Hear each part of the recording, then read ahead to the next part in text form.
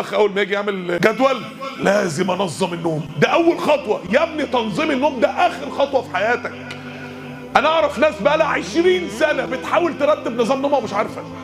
هو يا ابني تنظيم النوم ده حاجه سهله؟ هو انت بتتك على زرار تنام، تتك على زرار تصحى؟ ولازم الاخ بقى يعمل لي فيها عنتر بن شداد، انا هنام 4 ساعات في اليوم. يا عم انت بتنام 16 ساعه وبيصحوك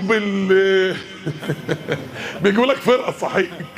انت يا عم خليك واقعي شويه، بلاش تتولد الرجل الاخضر الله يكرمك. انا لا حبيب قلبي، انت بس نظم نومك، اعمل مثلا وقت مثلا بالليل وقت بالنهار، تقسم نومك على مرتين وخلاص، وتقبل كده وخلاص. وفرقت بقى ساعه وتعمل وقت واقعي، تنام 8 ساعات في اليوم. ابن القيم بيقول النبي عليه الصلاه والسلام كان بينام 8 ساعات. انا فاكر وانا طالب جيت تقول النوم بهدلني بقى، ودماغي بقى ايه، كنت في سنه رابعه ودماغي متربسه، لازم ارتب النوم عشان انجح في حياتي. لو لم ارتب نظام نومي لن انجح في حياتي. يا عم مش الخطوه الاولى. فهداني تفكير السقيم ان انا انام من 12 بالليل ل 8 الصبح، واصحى في النص اصلي الفجر وانام تاني على طول. فبكلم الشيخ يعقوب ربنا يحفظه ويجزيه عنا كل خير، فبقول له يا شيخ انا عملت نظام نوم انام من 12 بالليل ل 8 الصبح، فطبعا نظام يعني بشع.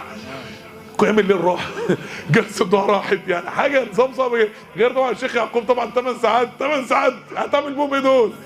فحسيت انه اتصدم كده، وبعد كده قال لي بقول لك ايه، مش المهم انت هتنام قد ايه، المهم لما هتصحى هتعمل ايه.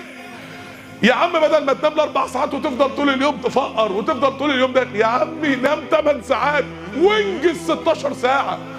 انما انك انت فالنوم يا جماعه اقبل حتى الوعاد في النوم، خليك انسان واقعي.